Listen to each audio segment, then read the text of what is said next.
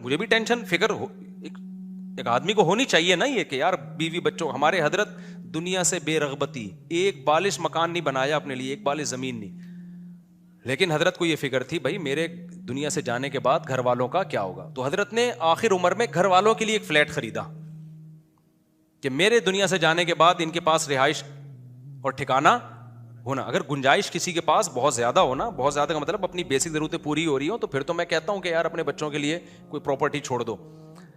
تو مجھے بھی فکر ہونی چاہیے نا, کیا خیال ہے؟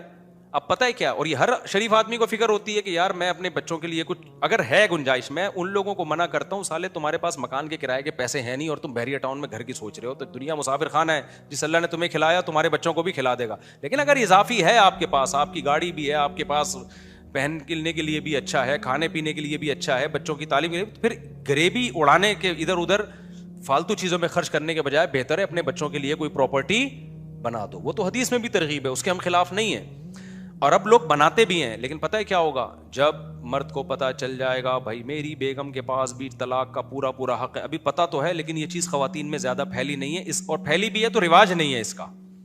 آہستہ آہستہ یہ رواج کیا ہوگا, بڑھے گا, کیونکہ میڈیا ویسے ہی طلاقیں دلوا رہا ہے. ڈرامے فلمیں خواتین کو شوہروں کے مقابلے میں لا کے کھڑا کر رہی ہیں کہ جتنے تمہارے رائٹ اتنے ہی اس کے رائٹ. اس کے بعد میاں کی کھوپڑیاں گھومنا شروع ہوں گی.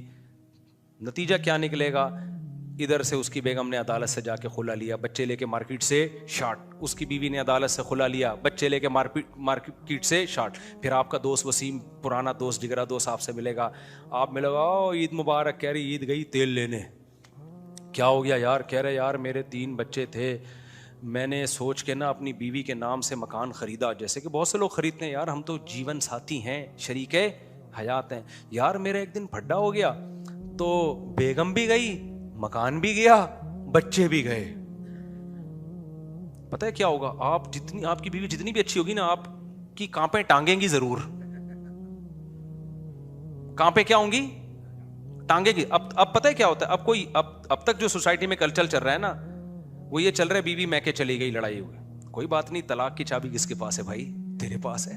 آج نہیں کل آ جائے گی, منا کے لے آ. اب ایسا نہیں ہوگا, اب وہ اماں کے نہیں جائے گی, ڈائریکٹ جج کے پاس جائے گی. ٹھیک ہے نا. تو جب آپ اپنے دوست وسیم کا یہ قصہ سنو گے تو پھر آپ بولو گے یار کسی دن ذرا سا جھگڑا ہوا, آپ کو لگے گا یار میری بیگم بھی, کیونکہ خواتین تو بہت جلدی, ان کی طبیعت میں جلد بازی ہے. اگر اللہ میاں عورت کو طلاق کا حق دے دیتے نا, تو ہم سب رنڈے میں بیٹھے ہوئے ہوتے ہیں یہاں پہ. حقیقت بتا رہا ہوں میں, حقیقت بتا رہا ہوں میں, کیونکہ عورت کو غصے پہ اتنا قابو نہیں ہے جتنا مرد کو ہوتا ہے. کمزور بنایا ہے نا اللہ تعالیٰ نے اس کو, تو دھڑ دھڑ دھڑ طلاقیں دے دی, پھر روتی پھرتی بعد میں, دھڑ دھڑ دھڑ. ہم سب بیٹھے ہوتے ہیں, اب بیگم یہ کیا ہوا, یہ تو پروگرام ہی بڑھ گیا سارا. یہ تو شکر ادا کر. مرد ہمارے پاس طلاق کے بہت کیس آتے ہیں, لیکن اگر اوور آل جتنے خاندان ہیں ان کو دیکھا جائے تو وہ 1% بھی نہیں ہوتے, 1% بھی نہیں. کیونکہ مرد کو جتنا غصہ آتا ہے 99% آدمی کنٹرول کرتے ہیں کہ یار یہ زبان سے نہ, کتنا گالیاں دے رہے ہوتے ہیں, مار پیٹ رہے ہوتے ہیں, مار کھا بھی رہے ہوتے ہیں, کوٹ بھی رہے ہوتے ہیں, بھاگ گئے, کتنے کیسے صبح و شام آتے ہیں. اب آپ کہو لوگوں کے علماء کے پاس تو بہت طلاق کے کیس آتے ہیں, لیکن اگر اوور آل ریشو نکالا جائے تو مسلمانوں میں ڈیورس کا ریشو دوسری قوموں کے نسبت سب سے کم ہے. لیکن اگر یہ ہو گیا نا تو وسیم بھائی کے حالات سن کے آپ بولو گے اچھا, تو آپ بولو گے بھائی اتنا بیگم کو فری نہ کراؤ کہ پراپرٹی دے دو. پھر آپ بولو گے بچے روکو, بچے روکو. ایسے میرے پاس کیس ہیں, ایک آدمی کی شادی ہوئی ہے, بچے ہی نہیں پیدا ہونے دے رہا, کہہ رہا 5 سال پہلے اس کو دیکھوں گا میں بیگم کو. یہ میں سچے واقعے سنا رہا ہوں کہ یار یہ رہتی بھی ہے, ایسا تو نہیں کورٹ سے خلا لے کے بھاگ جائے. یہ باہر ملک کی بتا رہا ہوں کیونکہ وہاں رواج ہو چکا ہے نا.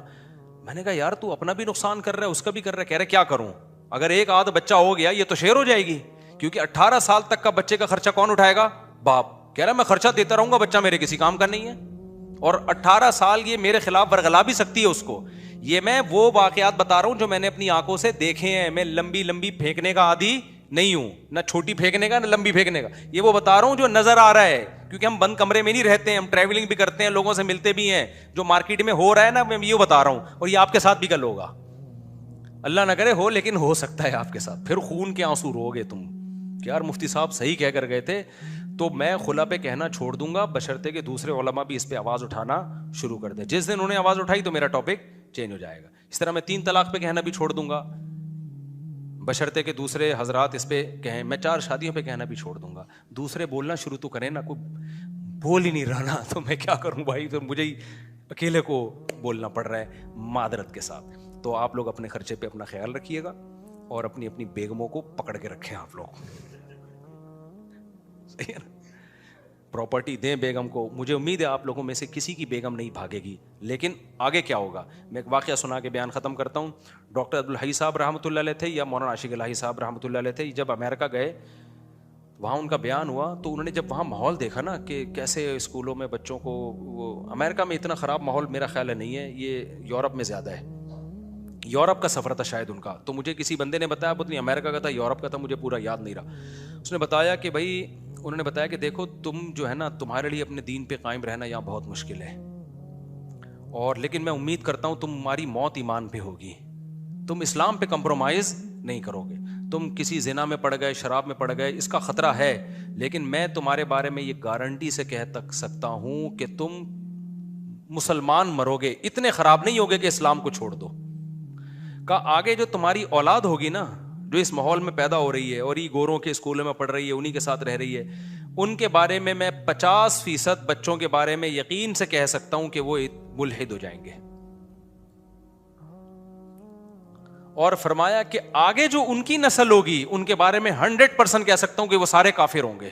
میں نے آسٹریلیا میں یہ اب جا کے دیکھا ہے, جن لوگوں نے آسٹریلیا میں 100 سال پہلے مسجدیں بنائی تھی نا, جب وہاں مسجدیں نہیں ہوتی تھیں, مسجدوں کی بنیادیں رکھی, ان کی اولادیں کافر ہو چکی ہیں. میں ملا بھی ان کی اولادوں سے, ملحد ہیں, ایتھیسٹ ہیں وہ. ہاں اب الحمدللہ وہاں علماء محنت کر رہے ہیں, دینی مدرسے بن رہے ہیں. میں یہ نہیں کہہ رہا جو وہاں رہ رہے ہیں بھاگ کے چلے جائیں. اب تو مسلمان بھی اتنی بڑی تعداد میں ہو گئے ہیں کہ پوری کالونی ایسی ہے, لگتا ہے کہ یہ کوئی مسلمانوں کا علاقہ ہے. وہ آپ خود فیصلہ کریں وہاں رہنا ہے نہیں رہنا, اس میں دونوں طرح کے حالات ہیں وہاں پہ. لیکن اس وقت کے جو انہوں نے پیش گوئی کی تھی اس کے حساب سے تو بالکل ایسا ہی ہو گیا, اللہ ماشاء اللہ کسی کو اللہ نے بچایا. تو خوب سمجھ لو یہ جو عدالتی خلا چل رہا ہے نا مارکیٹ میں, اس کے سائڈ افیکٹ آج جو ہوں گے نا وہ 5 سے 6% ہوں گے, جو آنا شروع ہو گئے. جو 5 بچوں کی بیگم نہیں خلا لے کے مارکیٹ سے شارٹ ہو رہی ہیں, ابھی آنا شروع ہو گئے. لیکن آپ کی اولادوں میں بہت بڑی تباہی آنے والی اگلی نسل میں, اور اس کے بعد جو نسل پیدا ہوگی اس میں اور گوروں میں کوئی زیادہ فرق نہیں ہوگا. سمجھ رہے ہو, اس میں اور گوروں میں, گوروں کے ہاں بیوی اور گرل فرینڈ سیم رشتہ ہے, کوئی فرق نہیں. تو آپ کے ہاں بھی یہی ہوگا, بیوی ساس سسر, پروگرام سارا کیا ہو جائے گا, ختم. گدے گھوڑوں والی زندگی ہوگی. اس سوسائٹی کے مثبت چیزوں کو دیکھ رہے ہیں, جو اتنی بڑی نیگیٹیوٹی اس سوسائٹی میں آ گئی جس سے گورا خود پریشان ہے, وہ آپ کو نظر نہیں آ رہا, تو وہ آپ کا وہ سارا سیٹ اپ خراب ہو جائے گا. اس لیے میں اتنا چیخ رہا ہوں. اس سلسلے میں آج میں آپ سے ملاقات کے لیے حاضر ہوا.